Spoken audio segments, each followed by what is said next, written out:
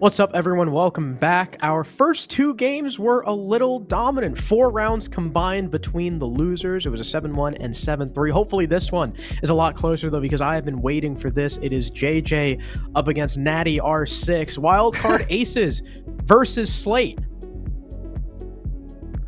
And in terms of the teams that are, I guess, the players on inside of each team, Harrison, we've seen no one here with T2 experience.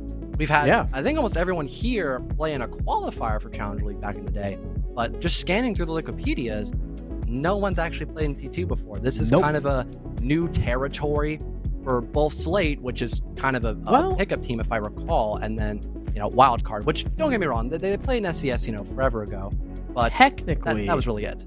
I think Brian Riot do have one CL game under their belts each because they subbed. I remember Riot subbed way back for, I don't know, whatever name, like the Orbit guys were going back then. And then Bry subbed in for, I want to say it was Karn & Co, but I can't remember. It was for somebody. But yeah, I mean, they've never been really in Challenger League before. Yeah. None of these guys. So very excited to see this. Of course, Wildcard being invited, Slate being a qualified team previously known as the Bureau. We want to go ahead and take a look at who exactly is on Wildcard Aces. These guys have been a core, really 4/5 of the roster forever. And then they dropped Twizzler and they picked up Kiru, and then they dropped Kiru and picked up a Woos, I think. And then now Twizzler's back. It's JJ, Blastful, the deputy himself, Riot, Bino, Bry, and Twizzler. Riot, who of course could snap me like a twig at any moment with just a look. That guy is huge.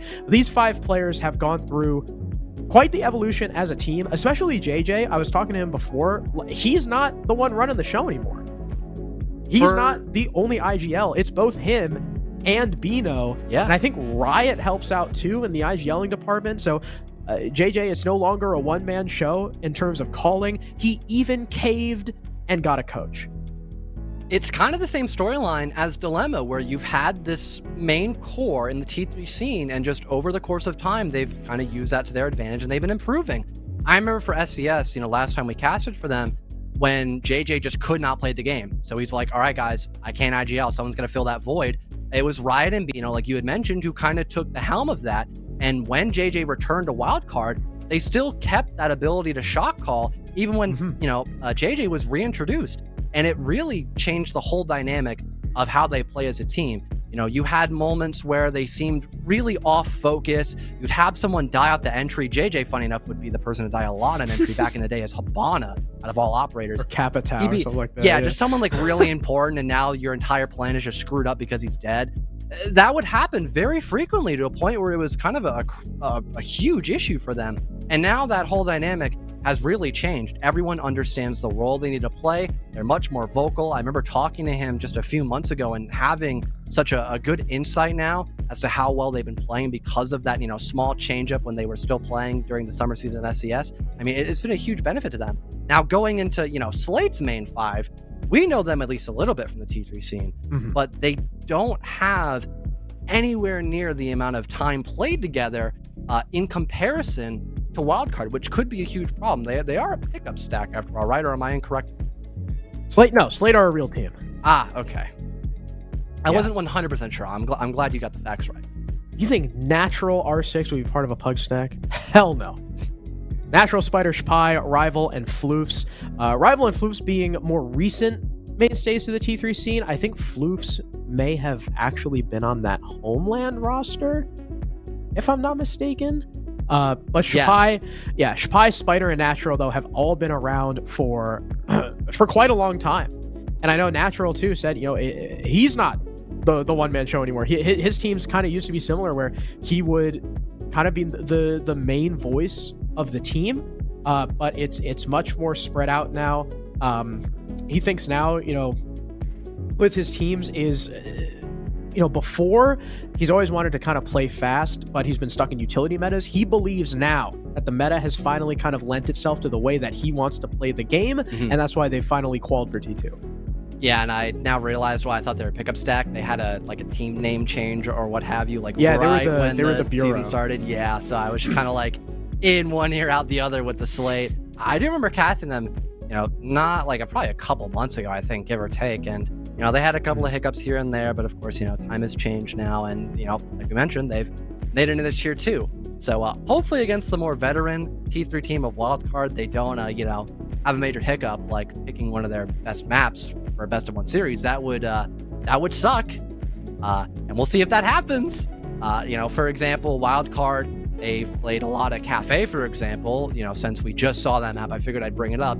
And one of the only teams to ever beat them on game day on Kafe was Arrowrise Academy, which, if you recall, at one point, they were literally the best team in the amateur scene. Like, they were beating mid to upper mid-level T2 teams without breaking a sweat, because they were just so good at killing you and running around the map and still having enough composure to not just throw the man advantage unless it was like a 5v2 and they really wanted just to end the round. So to put that in perspective, seeing a map kind of like Kafe or even Theme Park, which I know Wildcard have played quite a lot, despite them banning it. It might just be because, Slate might have had like a scrim on them or a game day match against them. They don't want to go there again. The larger maps like that, for example, where you can just kind of do what you want, that would really take benefit for Wildcard's playstyle. And we're going to Kafe again. I did not think today, Harrison, that we would see Kafe not only twice, but back to back in today's first matchups for Element 1. Yeah, and I know that historically Kafe has been a JJ map. It's one of the maps that I first ever casted him on back when he was on like Valkyrie, way back when. Wow. Oh my god, back when he teamed with Rated. Dude. And now it's been Neo right after too. Yeah, it's been a JJ map for a really, really long time. The Bureau did not play it in either of their best of 3 closed qual games. So, Natural's not a dumb guy. I'm sure Noah's got something in the bag. But I know Wildcard, they love this map. I mean, even if you VOD review them, I feel like JJ's just played it for so long. He's going to have the advantage no matter what. Yeah, that is always the devil's advocate point you can make is, oh, well, they've played this map so many times. Now we've got like perfect bookwork on them. We know almost every kind of, variation they want to play when they go to this map. And Kafe has received like no changes. It's been the same map for like 3+ years since, what was it, Nook and Warden when they got added into the game? That's how long Kafe has been reworked. It might even be before that. Like March 2019. And yeah, with Warden and Nook, Phantom Sight. It's because they have like that weird like pillar animation, and I always remind myself of like the pillar on Kafe. That's how I remember it. It's really weird, I know, but when you've got like the Phantom Menace and then like some dude with some drippy glasses and a watch, sometimes you gotta remember stuff off of a funny pillar they're leaning on. But now they're some of the best ops in the game currently, even though they rarely see play. I remember when they first came out, they kind of sucked. Good. Yeah, they sucked. But I also remember regarding predictions, everyone voted Wildcard. The coin? No. Every single person. The coin did not. So the coin 0 for 2. And look at us. Look at all of us. Insane. The best in the business. So the only time that we're all going to have a different percentage is that final game where you and Carter have Chunner. Yep. That's where the coin sees its redemption. The coin. I don't know if I'm confident in your selection. Yeah. That's so. Maybe I don't care. With my selections. Yeah, dude, you heard me. At least we're in agreement though about the most important game. And Wildcard. I think everyone can get that point across, except the coin for comedic effect. Chunner though versus Karnico is still going to be a very interesting team, because if you didn't watch, the Fets Fiesta, for example, you might be a little bit surprised as of the new iteration of Karnico currently. Obviously, we'll talk more about that going into that best of 1. But we could see either, a really impressive display of mechanics, or we could see some floundering happen in that best of 1, Harrison. Yeah, we could. I can't wait for that one. But of course, Wildcard Aces versus Slate is up next. We'll have to wait a little bit. We're having some issues getting the players in the lobby. So fear not, we'll be back. We just got to take a short break, so don't go anywhere.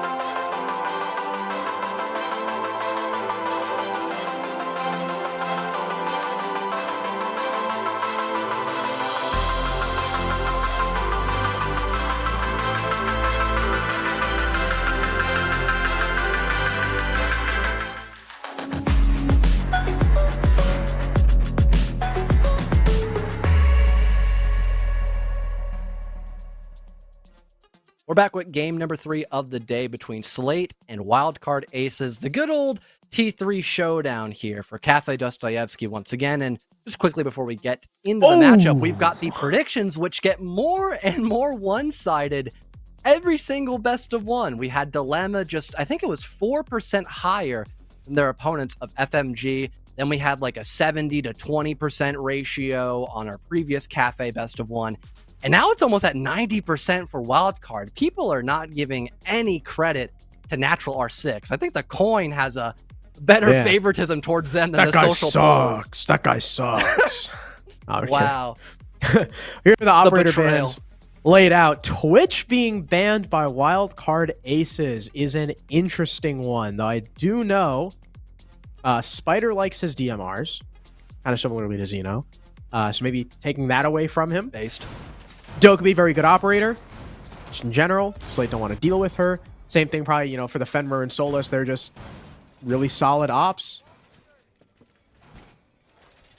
And look at that lineup. A Thorn and Doc combo. That's a bit crazy. That's out there, man.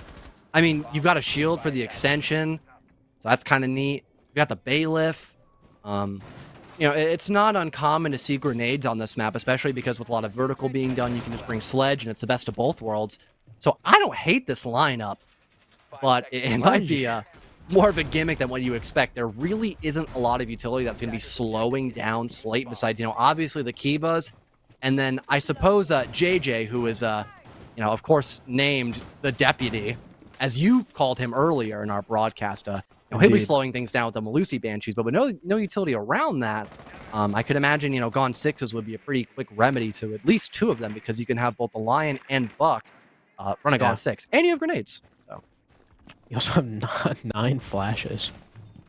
Attackers drop the diffuser. Oh! And you don't have a spy. 6 flashes. You were incorrect. You should have expected Spy to die in the first 40 seconds. How dare you? Spy, not happy about that. Wow! And the lol in chat. Nah, that's crazy. He killed him out on the AC unit. I'm so sorry, Spy. By the way, something else we didn't mention, John. Mining and Fireplace. Mining and Dining is our first site from Wildcard Aces. So they are bringing out all the stops. They do not want to give Slate the time of day. Spider, the next player to try and put pressure on the site, hunt down Bino. I was talking to Natural earlier, and he did say there's one team that he wants to beat. It's this team right here. He would love to beat JJ. But Wildcard Ace is now starting off with a second kill as Natural himself swings on into heaven and gets capped by Riot. Rival on the ticket window gets very lit up by, I believe that was Twizzler. The Doc Spider comes in to assist. Gets the kill. Almost wallbangs Riot as well. The Azami able to trade some shots as he falls away. A minute 20 to go. The Lion skin deployed. You have to give up that top floor almost immediately just to get down and try and push into the site. There's no vertical because Natural died, and he was the only person who could really open up the floorboards compared to everybody else. You could theoretically try to plant. With there being someone over by reading room, that might be very challenging to do that despite the 3v3. Rival does even up the man count. You still got to worry about Bino and Train, though. He's got a C4 he could lob over. It's the Iana covering. In he comes. He's going to deal a lot of damage. It's Riot and Bry, though, from the back to take out every single member of the attack. Working their way. What a shot from Riot onto the guy Heaven. And Wildcard Aces take a very well-played round 1. And don't get me wrong, still having that Heaven area on lockdown is great for Slate. But having 2 players just drop dead immediately was a major concern. If you were able to have either the hatch opened up by Train or having the skeleton key to open up that part of the map, it might have been a little bit easier for Slate to focus their attention on positions like the Reading Hallway or Pillar.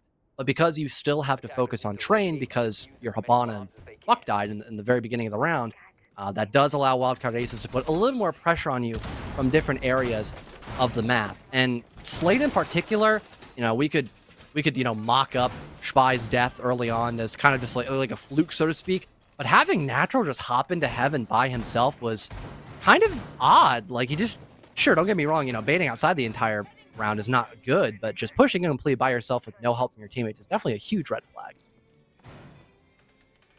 Makes me think they had no info on that guy. None whatsoever. Yeah, I guess not. even though there was like a Kiba right there, you would have to assume someone's playing Cocktail. That was a bit odd. Now Slate have to attack the other middle floor defense. Wildcard, a very interesting site rotation, mining and then reading.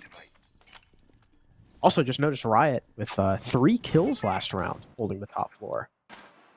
Wow. What was he, a zombie, I think. Yes. I think it was. Yeah, I think it was. Like I love one this. kill on the first floor. Look at the observation blockers. Yeah, that is just so completely cutting annoying. off Freezer. Now you can never know. Especially if they don't get that freezer wall opened up, that could be just a fortress for the defense. Luckily, Ticket is not going to have any reinforcements, so that's going to get opened up pretty easily by the offense. Albeit for a reading room site, you tend to not reinforce that wall unless you want to overcommit the pixel.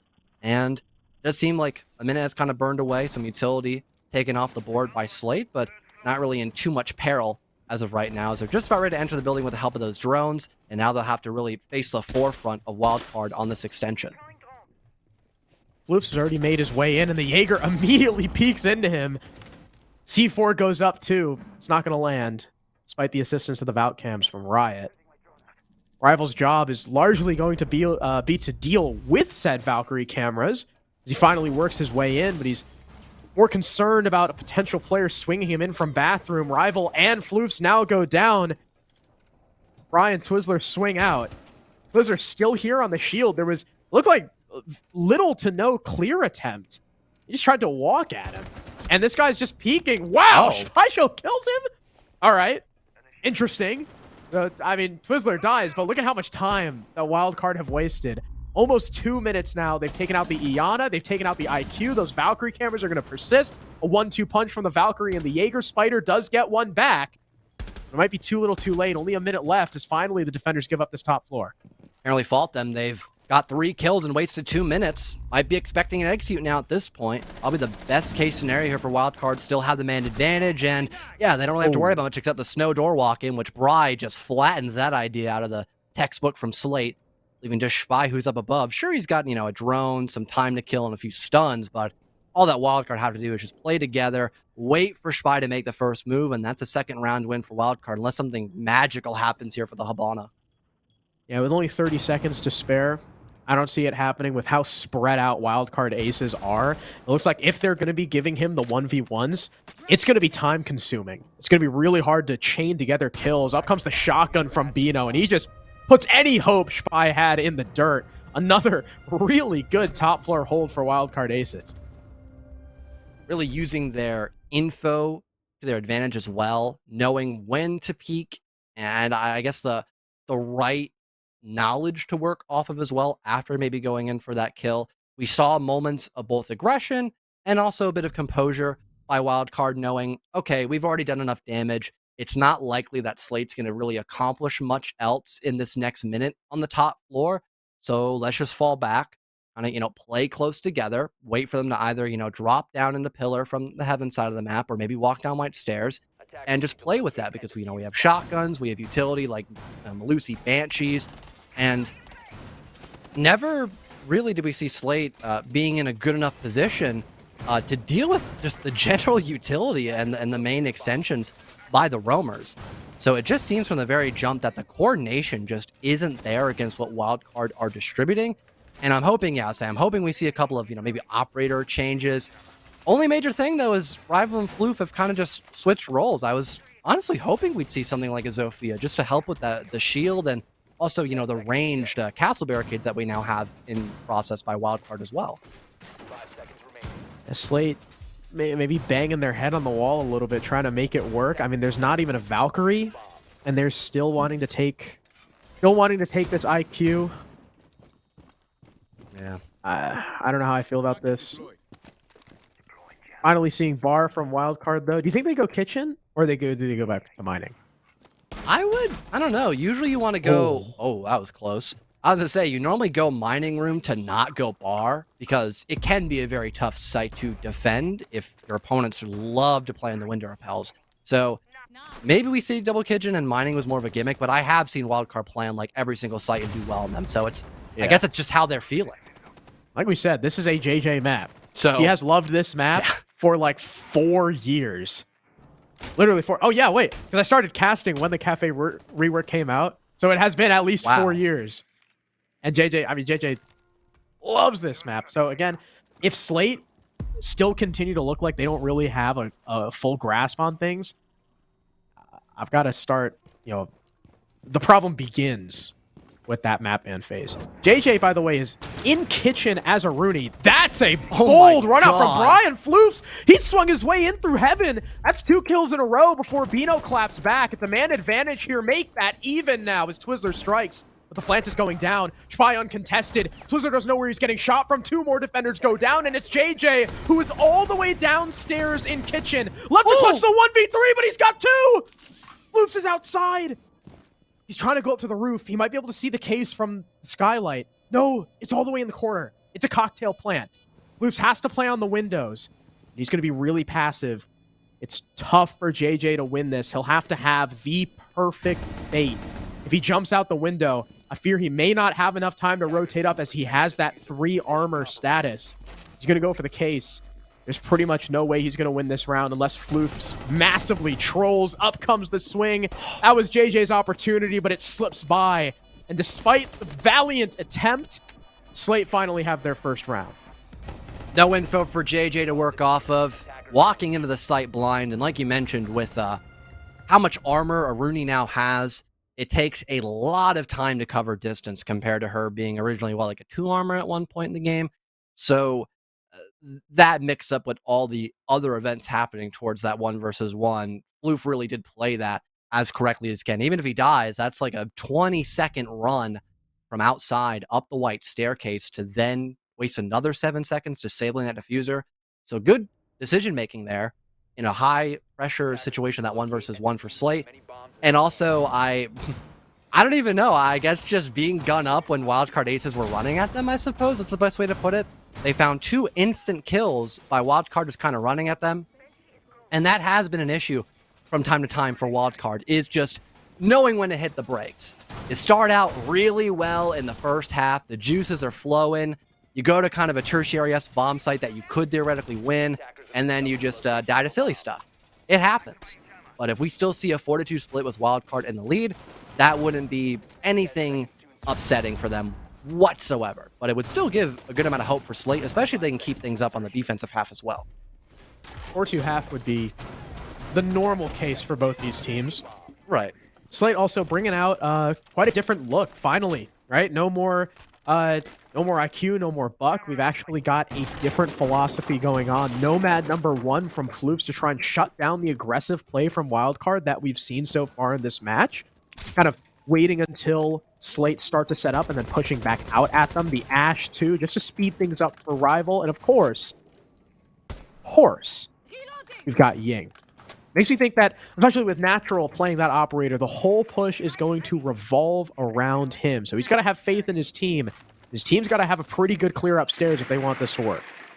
With the lack of vertical operators, the only one that could really open up the top floor doll would be Rival on Ash, and he's used 2 of his breaching charges for the hatches. So, and 1 for ticket wall.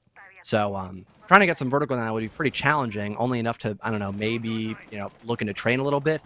I would assume it's still going to be a mining execute. Yeah, Natural sitting outside with the diffuser. Yeah, they're going to just book it, I would assume. Here come the Candelas. There's no Warden in play. A C4 goes out. Rival TK Spider before he takes out JJ. That's a massive team kill, and now a man advantage because of it as Riot and Bry go 2 for 0. Floofs cannot believe it. And now Natural and Shapai, who is upstairs. And Natural, the man throwing in the Candelas from outside. They're the last ones left. Bry gets a little too over-aggressive and peeks right into the Ying. That's 1 kill for Natty. Now you've got 3 versus 2. Wildcard tucked into the site. Spy, sure, he's got all this top floor coverage to work with, but he's Iana. Not much more he can make with that. Still gather info. That's the one benefit here for Slate, is because that was a much faster attack. They could still kind of reset a little bit. Only problem, though, like you mentioned, they don't have a lot of extra utility to really be in a spot to play for the plant. They got to look for 1v1s here and go for those kills. Spy winning that against Riot is so massive. Now they could try to work together to at least get in the mining room. But now they've got no more utility besides these grenades, which Spy will most likely have to utilize just to make space for Ying to get in. In comes the jump.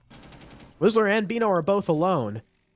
Natural's going to crouch walk his way in, and Bino doesn't have a C4 because he used it earlier in the round. Info being gathered by the Iana. We'll be able to find Twizzler. Plant attempt not coming down just yet. It's going to be tough for Spy to try and hold two different directions at once. But the Mute and the Doc are loud. Both 3 armor. Here's the plant. Here's Bino. He loses the swing, and Slate have brought this round back. It's all on Twizzler, but both of the attackers, they're still in the building. He almost catches one, but can't land the shot. Spy is so low. Finally, he gets him. Natural not swinging for the trade, but he lands it anyway. Natural. Nice call to make his way into mining. And Spy, beautiful cover to get that plant down and recover the round. Yeah, Spy really doing God's work towards the end as Iana. Still being able to, I guess, play a little bit on that top floor, then work back down below. Making sure that, the major issue that we saw last time by Slate when going for that plant was the coverage by the defense that they used against Slate is no longer a problem. Good shit. Having both being able to stop anyone from pushing in from the reading hallway from either the reading side of the map or from Fireplace, having it just be train essentially for the offense, that did help the offense a lot more, despite the fact that it was only like a 2v2 and things were still very close between Wildcard and Slate in that last round. So all of a sudden, you go from the potential of it almost being like 3-0 or like a 3-1 split here for Wildcard to now things being completely even here, just off of, again, not knowing when to hit the brakes. It becomes a much more problematic situation for Wildcard now. They've lost 2 sites in a row.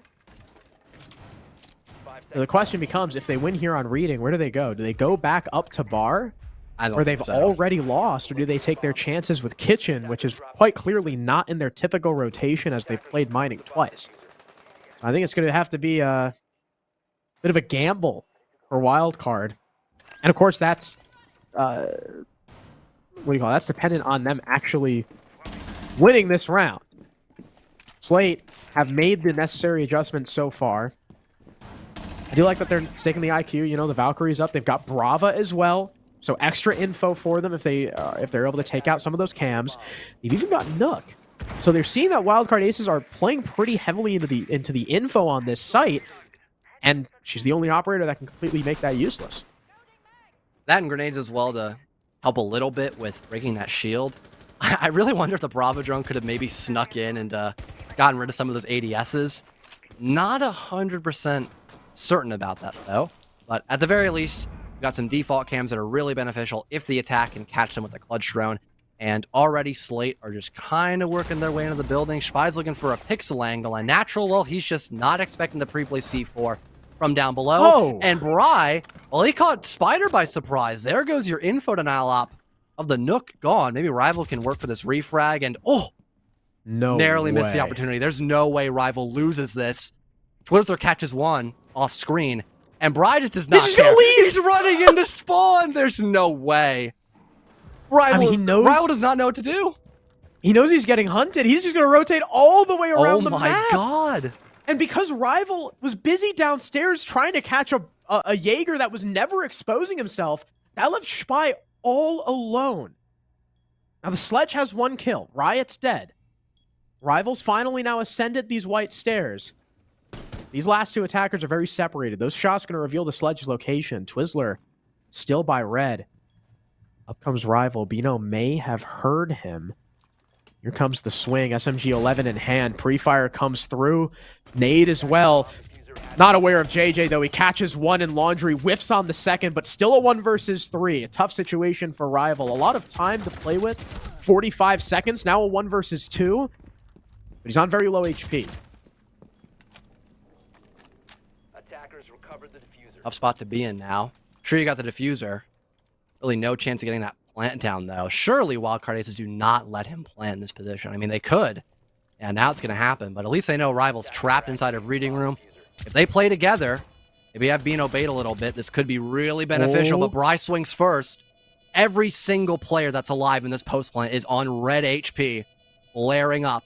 And Rival is just burning down that timer. Just about 30 seconds overall. Nice shot. That's a triple for Rival. This could be all 4.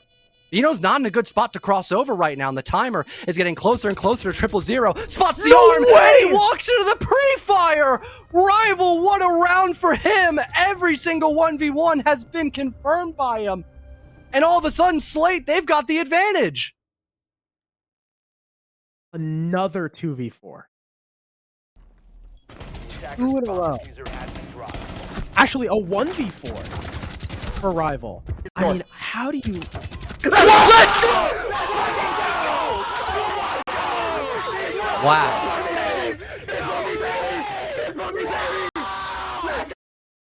You know, Harrison, the coin might be onto something, man. 2 in a row. Wildcard aces just play so terribly. Rival was able to isolate more 1v1s than he should have been able to. I think they knew where the Bravo was. You saw Bino swinging. Yeah. They knew he was by white. Twizzler had no reason to drop that hatch and take the 1v1. And then in the post plant, you know there's floor holes. Why would you subject yourself to attempting to peek them instead of just pinching the guy? Right? Have Bino walk in from the hallway. Yeah. Take contact, and Bry can refrag from pillar door. Attackers must locate and defuse a bomb. I don't understand what the thought process was. Now, twice in a row. It's bad enough that they've lost a 2v4 and a 1v4 at all this game, but twice in a row. That's momentum and just the mental game fully in Slate's favor. They've got the better half, and like you talked about, the better mental now because of that. Now, at least a timeout hasn't been called just from the tomfoolery seen by Wildcard. They win yet another entry, and it's a run out. Oh my God, Bry gets back in the building and smokes Spy. Surely they don't throw another 5-on-3 advantage. We've seen Slate claw back from the depths of rounds exactly like this twice in a row. It could be a third time if once again Wildcard just refused to hit the brakes. But I'd like to think, with your hard breacher dead on a site like Double Kitchen, that there is very little hope unless Natural can, I don't know, work like 2 to 3 kills off that vertical. Maybe he does. Yeah, I was going to say, maybe Wildcard just start peeking him like a madman and they all die. That is a possibility. I mean, like, so far, the past couple rounds, like, they've been stringing together kills just like that. Mm-hmm. And Slate still claw back. It's like Wildcard are getting the kills too early. And now Slate have time to, like, recollect themselves. That was close. Rival almost just wall-banged JJ randomly. What a C4! How did he even get that? Oh my... What? That's crazy. Are you serious? Oh my God. That's so I mean, funny. he definitely saw it bounce. I mean, that's 3 kills. 3 kills from Bry. That might be what it takes to finally win an XV2 against Slate. It's Natural and Spider, Noah and Maguire, the dynamic duo. As we've been drone bugged. Someone I think the Nook just threw a nade. Oh, hey, it's fixed. Nice. Thanks, Natural. Oh my. Dude, Spider and Bry just got a buddy ace on opposing teams. Of course we get cams back for that. That like, very specific moment. Can we get Slate's comms for that? Oh my God. Oh, please tell me. I think he has time to get it. Holy crap! What? Aw, no comms. It still did funny though. Jump off his drone. That's insane. I've had like, I think it's drone on drone collision I've seen before, but nothing like that.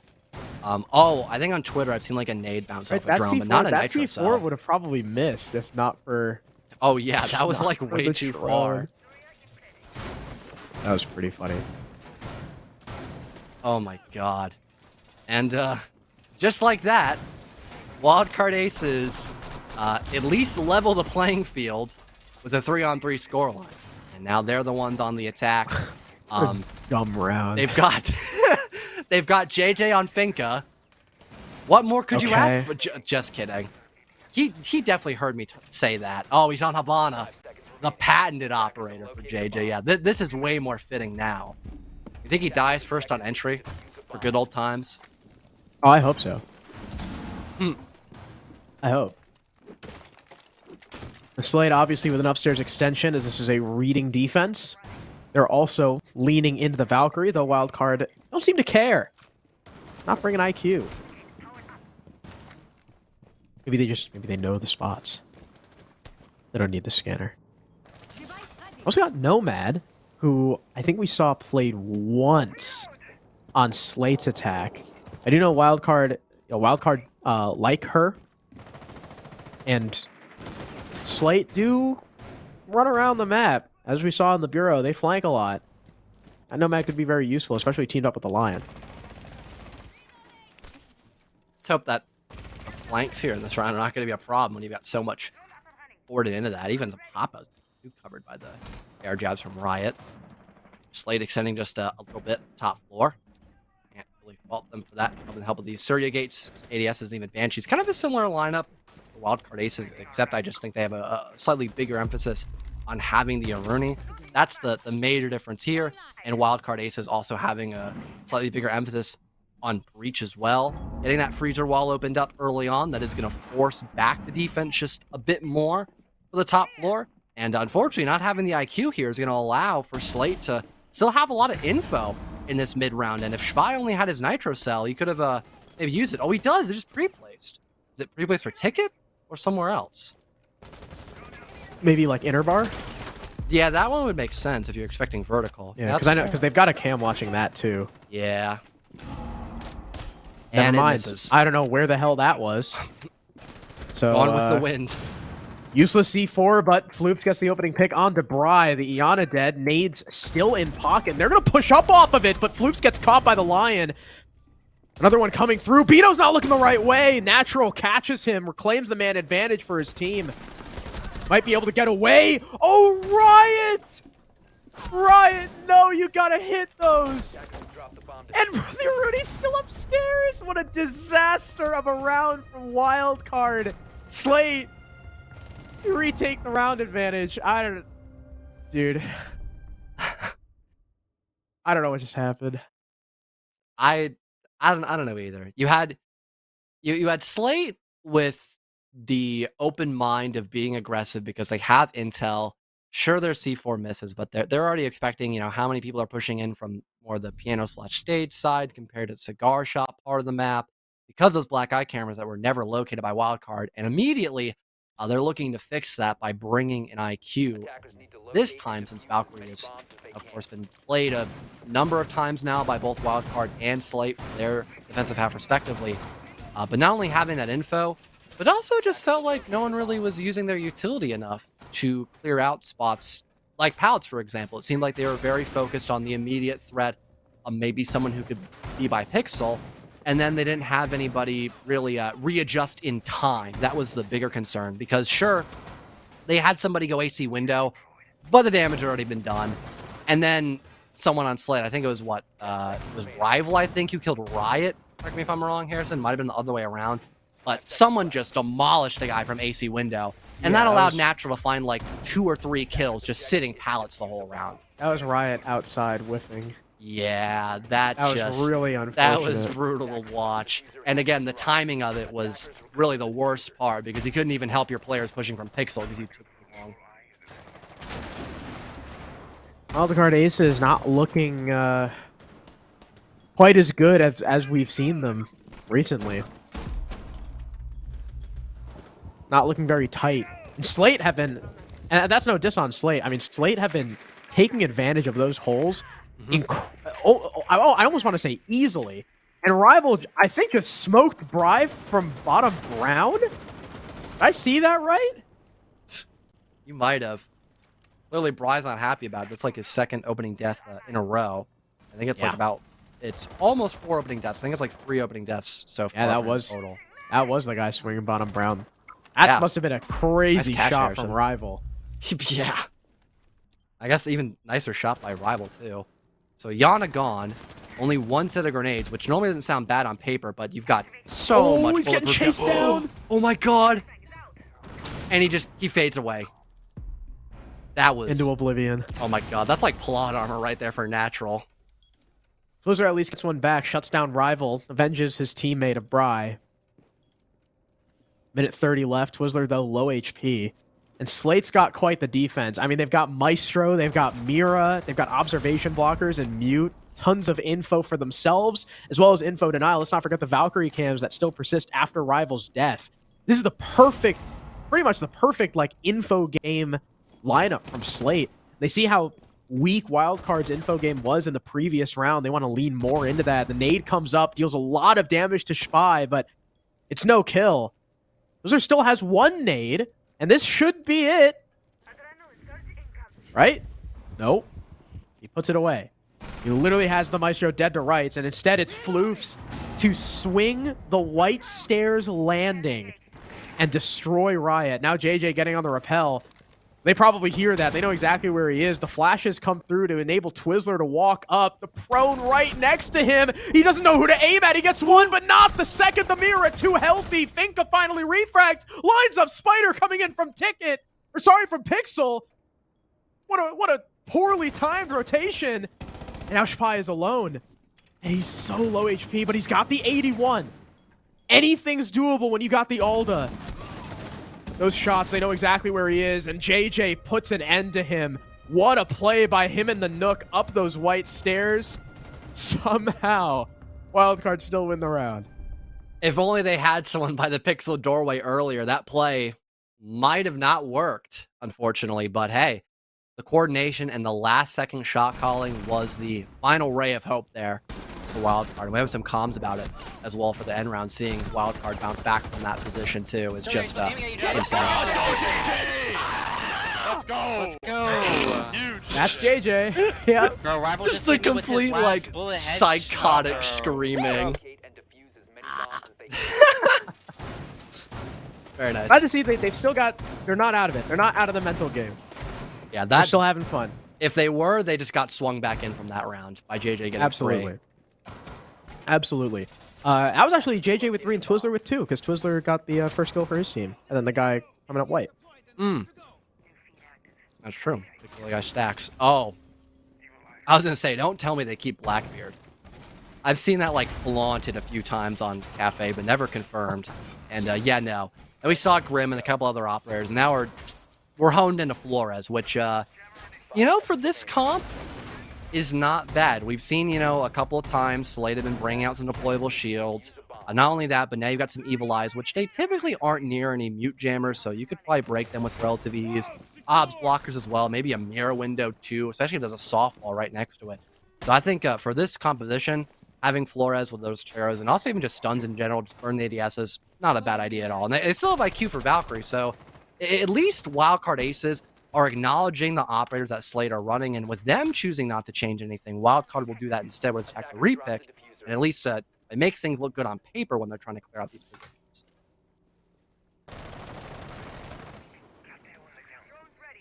Slater running it back. Same operator comp. Still plenty of info for themselves, like we mentioned. Valkyrie, Mira, Maestro. Got the mute and the blockers from Jaeger. Obviously, they feel it was not an issue of who they were playing, but how they were playing it. Wildcard with the switch-ups that we've already mentioned. Flores also probably going to be very good at dealing with the Maestro cams. Rival unable to do anything with the C4 down here last time. You know, I still don't know where the pre-place was a couple rounds ago. I guess only Slate will know that. Only Rival will know. Maybe his teammates don't even know. I guess not. Maybe we'll see it again if the site gets played again. There's still a Valkyrie on the board, but with there being IQ in play, like I think like a couple rounds now at this point, maybe not. I think that was the mute jammer destroyed. Yeah. So it could be a little easier for Twizzler just to throw in a Flores drone and force someone out of bathroom, which has already happened. Got out, yeah. Yeah, so the wall being opened up just guarantees no one else is going to be playing there. Freezer's also taken care of too, so there isn't really that many positions the defense can hold from besides that mirror window. And okay, Spy gets the opener, And with, I guess, forgetting there's a huge opening in the middle of that bomb site, he runs right past the skylight and just dies. So those evilizers are going to be a lot less impactful. Yeah, he walked into the skylight. Up on the cigar. Yeah. And then just tried. I guess he was like, well, I'm here now. Like, where do I go? I think it was like a shorter run to cigar than it was like all the way back to freezer. So like, I kind of get it. Yeah. But I mean, trade the Maestro for the Iana. Typically, I would say that's better for Slate because you knock out the nades and you still have use of the cams. But there's Flores, and I'm sure Twizzler has already dealt with those evil eyes.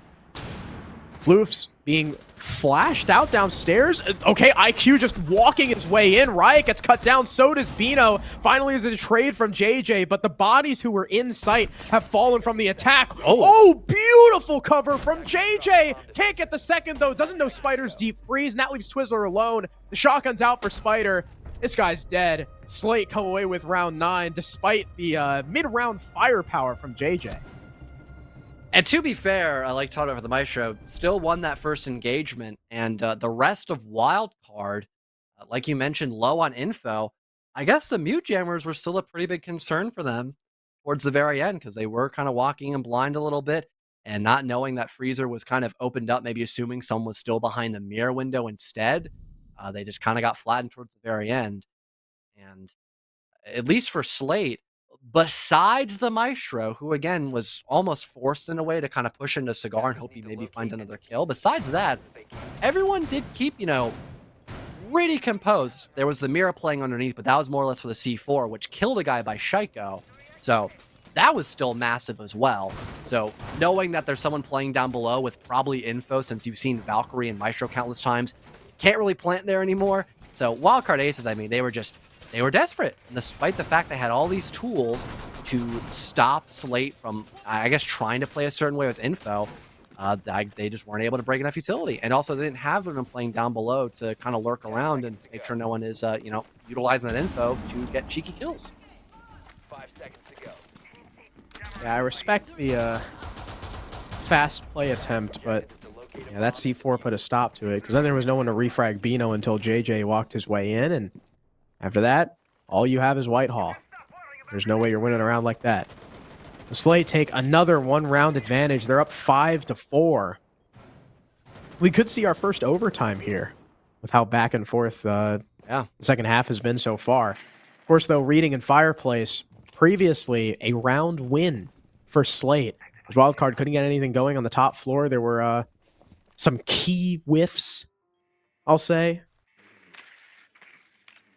Hopefully we don't see that again. That hurt to watch. The timing as well. It seems like that has been a small issue here for Wildcard Aces that has just kind of led into like a domino effect of rounds being unwinnable. Just the moment Wildcard Aces look to seize an opportunity, Slate's already like 2 steps ahead of them. They're pre-moving what pieces they want to have in play. Like it's a chess game, and it's me getting stomped by you because you're actually good at that game. Besides the point. Besides the mini tangent there, chess. Seems like Wildcard Aces looking to maybe get a little bit more spread out, expecting a roam presence for a bomb site like Reading Room. But of course, they still have the main extension clear starting out from the stage side of the map. Info to make sure, okay, Freezer's clear. There's a guy just on the rotate. We could push up a little bit more. But Floof has got the longest angle I've ever seen on this map. And yeah, Twizzler he's got no chance of hopping in now from being so low. But Floof's still watching that position. That is a crazy angle. Looks like most of, if not all of Wildcard are over towards the mining side of things in Train. Rival gets the first kill on a Riot. Spy gets traded out, so it's even 4 versus 4. But like you said, Twizzler's still very low on HP. Wildcard continue to come through. They've got full control of Train.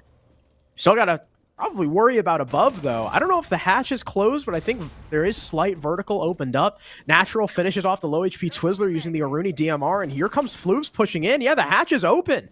The attack's going to have to be aware of this. They need someone stationed here, but most of them have rotated out already. JJ and Bino looking like they're more interested in 90 and Pillar. JJ takes a scuffle with the Malusi. Both their shots missed, though. Bino stuck here watching Heaven. Natural with a very nice angle. Lights up Bry. Flash goes in. Is there anyone helping to cover? Bino's not even going to act off of it. It doesn't matter. That flash is going to fade away. JJ now aggressing through hatch. Fireplace, but Floofs has that hatch under his control because there was no top floor clear from Wildcard. And the attack so disjointed, so easy for Slate to shut down. Don't get me wrong, spreading out to get more control of the map is not a bad idea, but everyone being on the same wavelength is what makes that so impactful, especially on a map like Kafe. We talked about this briefly in the last best of one, where the window repel presence is almost a must on a lot of these takes for the attack. And we've seen pretty much a lack of pressure by the cocktail window repel on most rounds by Wildcard Aces, that one specifically. Imagine having someone there on the cocktail window repel. That could have been Floofs taken care of. Twizzler gets in the building. He's got enough HP.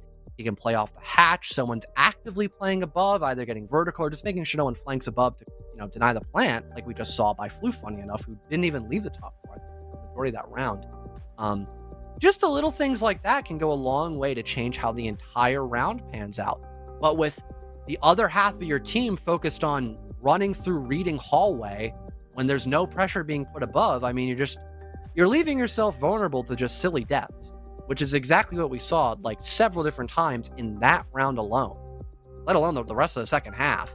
And it really just seems like Wildcard Aces, I don't want to say they seem lost, but they, like you said, disjointed. That was like the perfect word to describe it towards the end of that round, because they just don't seem like they're playing together like they should be on a map like that. Silly deaths. I mean, we've seen it here, and we've seen it in the first half too. Those 2vx's. Yeah, that's like the perfect example. Yeah. Wildcard have a lot of stuff to figure out. They just took a timeout. JJ able to talk to his team and talk with the new coach, CD, for Wildcard Aces. We finally see a new site from Slate now that they've won bar and reading in a row. We'll go down to kitchen. No mining shenanigans from them like we saw from Wildcard.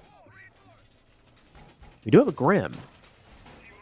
Are they gonna do the oh no, okay. I was thinking they would do like you remember the white hall, like the freezer Grim take? You just like Grim like all of VIP and that stuff, like the longer air, and then like whiskey. And then they can't peek into it, otherwise they're there. Yeah. I've heard of it. I don't think I've seen it though. That would have been cool. They might just Candela a bunch instead. Where from though? I mean, they could honestly go either way. They've got 2 hard breach charges. They've got Habana. So that maybe it's like a freezer take, because we see Wildcard Aces begin a lot of their attacks from the garage side of the map. They open it in the early round, and yep, they're doing exactly that. They're going to go above, get the vertical down, then the hatches, then probably use the Candelas to make space after they've already gotten vertical down. Makes sense. And, oh god. Don't tell me you win that. No way! No way! And their vert's dead! In 40 seconds from Floof running out. You have got to be kidding me. Crazy. Twizzler has to kill that guy. I'm in shock. I can't believe Floofs just won that. Detected That's a 3 outside, armor! too.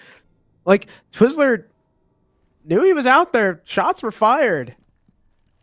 He just couldn't get the pre-fire in time. Maybe he was like aiming too low and didn't get the head. Luckily, Riot's there with a nice shot on arrival, though, to put us back in a 4 versus 4. But losing that sledge, that's going to cost Wildcard a lot. At least you got Riot, who has a little bit of soft destruction. You're probably going to want to save the Ash breaching rounds for the shield, so you have 2 grenades maybe, unless you just don't really care about that. Or the Evil Eyes. That's a good point as well. So you don't want to use those for vertical. So you have just 3 breaching charges. That should be enough to look for the K-Claw if it's there. But it's either already been shot. Oh, no, Natural has it in his back pocket. Okay. That's not a bad idea, considering the amount of vertical you can get to stop that from being important. But the nade tossed out at the back of VIP. I don't think it breaks a shield, but at least makes a little bit of space. It does. But Spider just simply does not care. He's playing Tuck, wasting time. And yeah, Wildcard just seem a bit stagnant once again, as they don't have a lot of vertical to work picks or force back the defense. And yeah, they're kind of forced to use this Ash charge just to have ends meet, but now they have nothing for the Evil Eyes. No, they don't. I don't know what... I guess JJ is opening the hatch?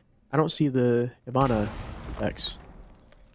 He's using it for he getting vert? Oh, yeah, he's using it for vert. That's how desperate they are because of the death of that sledge. That's how important Twizzler was for this attack, that they're using X Kairos for vert. Now Bry's left to try and challenge this Warden. He's got no nades. Spider's tucked behind the tree. This is going to be really tough for Bri if he doesn't have any help. Bino's got Candelas, though. He's going to start sending them into sight. Spy gets the kill on a JJ, making a second on a Riot, and it could all be over. A 2 versus 3 to save Wildcard. Now Bri's dead to the shotgun. Bino's the last one left. 1 versus 3, and Spy goes huge with the Maestro. Fumble after fumble from Wildcard leads to a map loss, and Slate take the upset victory. The grudge match at T3 so far for Element 1 comes out with a roaring victory for Slate on one of Wildcard's best maps. Again, we've only seen, I think it was Airlorez Academy beat them on Kafe, and now Slate is, I guess, joining them in that club of the elites inside of the amateur, and now T2 scene. And I guess the coin was right about something at least once for today. Maybe it gets a 50% win rate percentage later on. But yeah, it seemed like there were a lot of moments where Wildcard was in the lead, especially in the first half. They had a lot of solid momentum going into this best of one, and then out of nowhere, they just continue to swing and take 1v1s. And everyone on Slate was doing pretty well in the frag department this best of one match. So everyone was holding their weight, getting those kills when needed most in the mid to late round. And yeah, it kind of blew up in the faces of Wildcard when they go from these 5-on-2 advantages to all of a sudden things are dead even. And they've got no utility to stop a plant. They don't have site control. Now they're forced to play on, somewhat of a, or at least Wildcard is then forced to play on somewhat of a very awkward retake, like we just saw in that replay, funny enough, with the deputy JJ on a Rooney in that 1 versus 1. We saw a lot of very close calls in this game, so really showing the competitiveness between both Slate and Wildcard. But again, given the context of how the early round went, it just it makes those 1v1 clutches or those 1vx clutches by Slate just even more jarring. I mean, you take away those rounds, it would be, what, a 6-5 advantage for Wildcard Aces? Yeah. Right? Because there was the 2v4 on round 4, the 1v4 on round 5. There was another 2v5. Oh, no, that was the suicide with the nade. Yeah, that was... I forgot about that double kill. Yeah, that was kind of ridiculous. Yeah, I mean, there were a multitude of rounds that Wildcard should have probably come away with a win or at least with an advantage, and again, flip the script.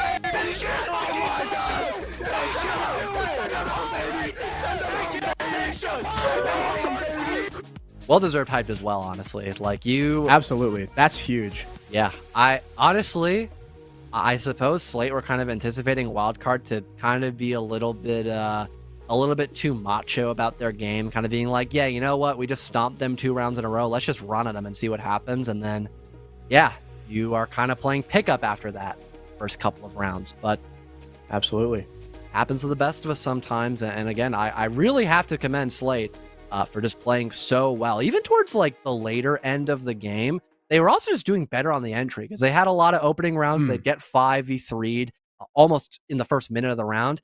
And then slowly they were the ones actually taking initiative on, going for gunfights, and they were winning a majority of them. Both teams averaged a negative rating.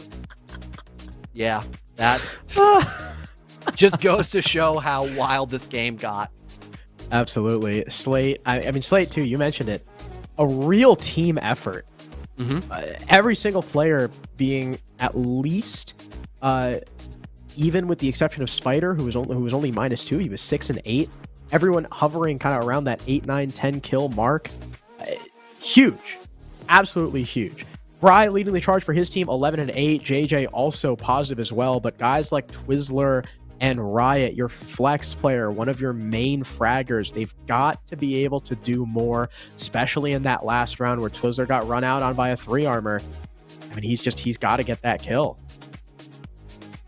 Well, I guess we'll leave it up to the interview as well. We weren't expecting a non-JJ interview, but you know what? I gotta say, I'm looking forward to hearing you a deep dive in here with Slate, since they just came off of honestly a pretty astonishing victory here. So. I really thought so. JJ said he was excited for me to cast him and excited to be on the interview again, but that's not the way it went. Instead, we have an interview with Slate. I'm sorry, JJ. The winners of this game. Noah! Hello. Crow, You there's beat no JJ. way you voted against me. That's actually crazy. That's crazy. What can I say? What can I say? You guys went 3 maps against who was it? I don't even remember who it Okay, was. we went 3 maps against both of our close call teams, but Yeah. we like going from down. We like being the bottoms. Wait, You went 3 maps against Sta R6. So hey. all good though. I mean, I asked you before, right? Who are you excited to play and beat? JJ, And you said JJ Ballsack. JJ Ballsack down. I mean, were you old enough to compete in the last CL quals last year? No. No. Okay, so wow, so you're 1 for 1. I'm 1 for Bro, 1. you got your first attempt and you took down JJ, who has not won a qual, right? Because he was invited. He hasn't earned his spot just yet. But no, I mean, talk to me about why you guys chose Kafe, because like we mentioned on the broadcast, for 4 years, ever since I started casting, Kafe was a JJ map. So why'd you guys end up going there? Well, we knew off rip that we wanted to, so we scrimmed them like a week prior. Okay. We scrimmed on Kafe and another map, and on Kafe we went 6-6 with them, but we were like low-key selling our rounds. So we knew like, wow, this guy's supposed to be king of Kafe. He is fucking shit. Sorry. Sorry. I'm sorry. He's not very good at the map as we expected him to be, and so we kind of like took him to the map. Like we came in with full confidence, knowing like if we played our system and we played, well, not our system, but if we played the way that we know that we can play, their system is really bad. That's why we knew we could take Jada to any map, because they're the way that they play, it's so dictator. Like they have no. That's why they can't find any gaps really fast, because it really all relies around JJ, which is such a huge responsibility, especially in TDM meta, where like you need your entries to go a lot of different spots. So if you rely all your presence around one single person microing, and it's not going to work. And obviously, as you saw, it did not work in his favor. So I think in general, just our playstyle naturally counters his, and worked in our favor today. Yeah, I mean, you mentioned the entries, guys like Riot and Twizzler, who we expect to be kind of at the forefront of the fragging when it comes to wildcard aces. Them and Bry are kind of the trio that spearheads that team, but Bry was really the only thing getting anything done. And in the first half, you guys were victim to a lot of early flurries from wildcard, even though you ended up winning some of those rounds that you probably shouldn't have anyway. But talk to me about the beginnings of those rounds. Why was it on your attacks? You guys were getting kind of picked off really early, and then you completely flipped it around in the second half. The way that we like playing Kafe is we like playing it really spread, like all of us going different angles at the same time, clearing util here, clearing util there, just applying a bunch of ghost pressure to just keep the defense on their toes. It's just we were dying way too early. Like Rival was playing IQ most of the attack half, and he was dying before he could like spot out cams. So yeah, I said, all right, let's just dial it back. We're just gonna do direct pushes. We're gonna keep it really simple, and it started working, because like the tighter you play, the harder it is to like get picked early without a refrag, and that was our problem. We were getting picked without a refrag, and yeah, once we established that issue, we turned it around. Yeah, and then what was like round number 3 was one that stuck out to me, because you guys were, I think it was pretty close in man count, and then somebody just like dropped Skylight, and I think someone swung in heaven and stuff like that. So what was the call you saw there? So I called, I was the one that made that call. I know, big deal. But so I had a drone heaven, we had a preset heaven, and we saw that the only person upstairs was like a guy Pixel, and then the castle, who was still setting up, and he was like long bar. And we stalled, so I called that rush, but we stalled out like for a minute, and I'm like, shit, this isn't gonna work. So we kind of just like balls deep that, and just got the kills that we needed and cut off the angles that we needed to. JJ almost pushed 1v3. He actually smoked me. Yeah, did you see that shot? He actually smoked me through the double door. Yeah, but unfortunately, I mean that retake against someone on the window is just impossible, right? As soon as I think it was Floofs, or was in the 1v1. Yeah, as soon as he got outside, that round was pretty much over. But I mean, congrats, man! You made it to T2, your first attempt. You were able to take down, the guy that you wanted to. Really, I mean, job's done pretty much. The rest is just going through the motions. But no, job's not finished. Congrats! Love seeing you and Maguire succeeding. Can't wait for your next game. Appreciate it. Thank you for having me. Yeah, have a good night. Night. Well, John, you heard it from I was about to say heard it from the horse's mouth again. That would be the second time I used that. Natural is not a horse. I'm glad you Natural figured that out. Not a horse. And a horse could not IGL like that. And clearly, as you heard, Real. playstyle Real.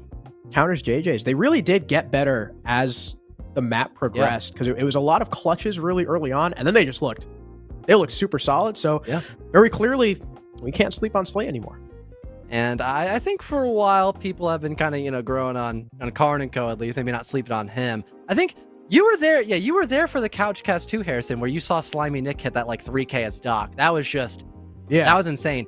I am really interested in that best of one to see like how the map pooling is going to work out. I feel like there's some maps where these two teams are like kind of, they both favor the same map, but I can't quite think off the top of my head. Maybe the only one that could be there is like Chalet, because that has kind of grown on Karn over time. But I honestly, seeing a border, that'd be kind of nice. I don't think we've really cast a border in a long time, Harrison, but I do doubt that though. We probably. I'm thinking like I feel like a villa or a chalet. Unfortunately, we've been like sandwiched with maps today. If that's the case, it could be Oregon as well. That would. Oh, don't say that. No, I don't know. I'm going to shut John up. I'm going to shut John up before he continues talking. We're going to go to a break, set up that final game, and boy, we cannot wait to tell you all about Karn & Co. versus Chunner.